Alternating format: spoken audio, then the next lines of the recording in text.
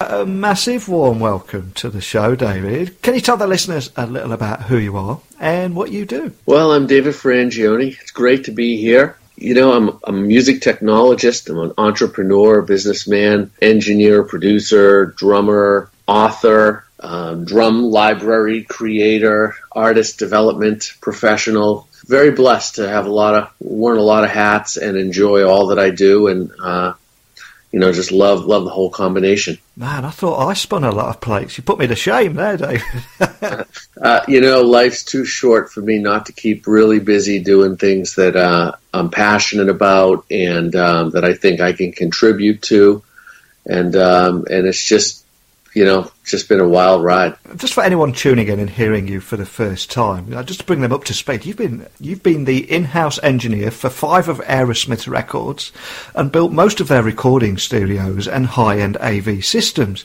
But you also gained notoriety as the official technologist for the Osbournes, and even appeared on multiple episodes of their hit MTV show. And I believe Ozzy Osbourne even jokingly referred to you as the Rocket Man. So can you tell me more about your backstory as a drummer, and also your work, which has been with everyone from the Stones, Ringo Starr, Elton John, Sting, Bryan Adams, Shakira, Cher, and so many more. It's, like you said, it's been a hell of a ride. It started with, at age 2, I started playing the drums, and my parents got me a little toy drum kit and somehow realized that I had an affinity for the drums. And at the same time, I was diagnosed with retinoblastoma, which is cancer of the eye. And what that turned out to be is that to remove the cancer, they had to remove my right eye. So I became blind in my right eye since the age of 2. And it really had a profound effect on my life and my family's life, beyond the near-death experience and the loss of sight. I had a prosthetic, and it really kind of looked different than other kids. So I had a pretty isolated, kind of rough childhood, and music ended up being my refuge. I also became kind of a collector. I started collecting baseball cards and G.I. Joes, and immersed myself in my own world, really. And by the time I was 8, I was taking drum lessons. By the time I was 12, I was playing in bands. I started taking lessons with some really amazing drum teachers and drummers, Alan Dawson, Joe Morello, Rod Morgenstein, Les DeMerle, just world-class drummers. And because my parents were always very intent on making sure that anything that you did, you took a very educated and learned approach and learned it, quote-unquote, right. So I was taking lessons from a young age and then kind of evolved to these amazing teachers. And in my pursuit of wanting to be the world's greatest drummer at age around 16, I found technology for the drums, because now we're in the mid-'80s and technology's starting to happen. And the drums, in order to be a modern day drummer at that time, you had to know something about drum machines and electronic drums, which I didn't know anything about. And I was pretty adverse to even wanting to know about. But I'll never forget, I saw Dave Weckl play a solo where he went from playing this incredible acoustic drum solo to pressing a button, and he was playing a percussion ensemble on the same drum set. And of course, he was triggering these sounds, and that just opened my mind to a whole nother universe. Well, what happened in my case is I went to learn about technology to apply it to the drums, and ended up completely unexpectedly falling in love with technology, having an ability with it that was very natural, and I ended up loving it as much or more than playing the drums. And I was in technology at a very early stage in the whole evolution of music technology. There really weren't any home studios at this time. They were pretty much just rigs that artists used, and MIDI, M-I-D-I, musical instrument digital interface, the protocol for how all of these different synthesizers and sequencers and whatnot communicated, was something that I was just fascinated with. So I immersed myself in it to the point where within a couple of years of really studying hard and learning, going to studios, putting myself in the middle of myriad situations to learn, I was consulting and had my own MIDI consulting business and was helping a lot of different people in Boston, where I'm from, in New England, that area, learn about MIDI. And I had an 800 number, 1-800-345-MIDI. And I just was building up my career where I really said to myself, my heart is in music and technology, and wouldn't it be amazing if I could take all the things that I love here and have a career out of it?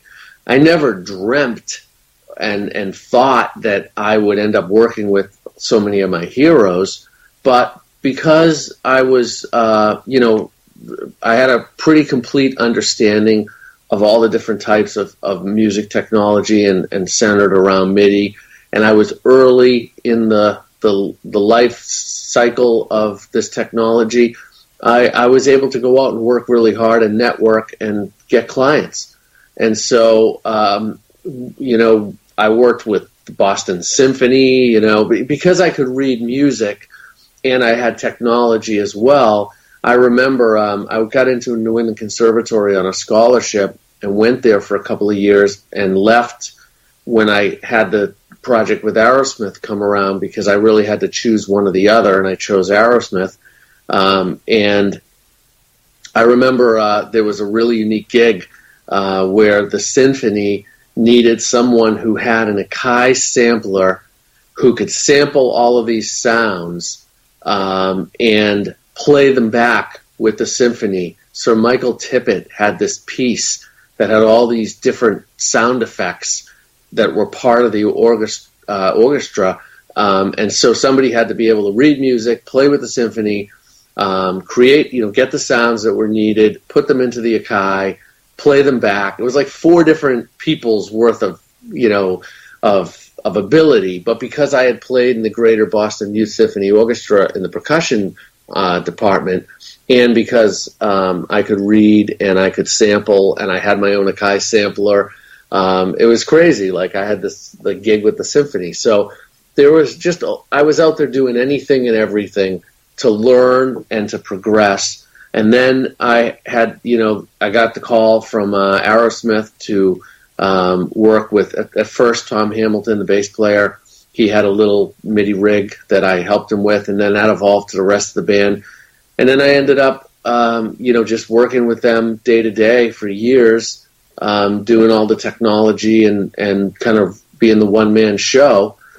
And then I just built it up from there. And then as my career evolved, doing, a project at a time, I was getting a lot of calls to help people put their entire studios together. And I realized, I've always loved business, and I realized that I needed to evolve beyond just one person doing projects and being work for hire for each artist. So I started a company called Audio One, and that originally that company was built up to provide recording studio installations and servicing, mostly to artists, mostly home studios. Some people even claimed at the time I built the first home studio and kind of was at the cutting edge of that, back with EQ magazine and the early days of home studios and technology.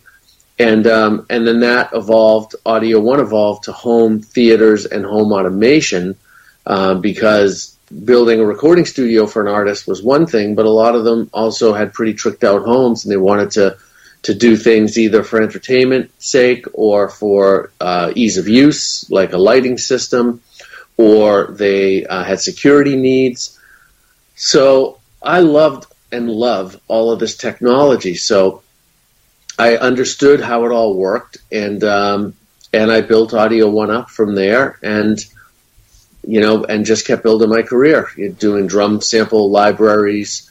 Again, the early days, at the time they were on CD, then that evolved to CD-ROM, then that evolved to download, of course.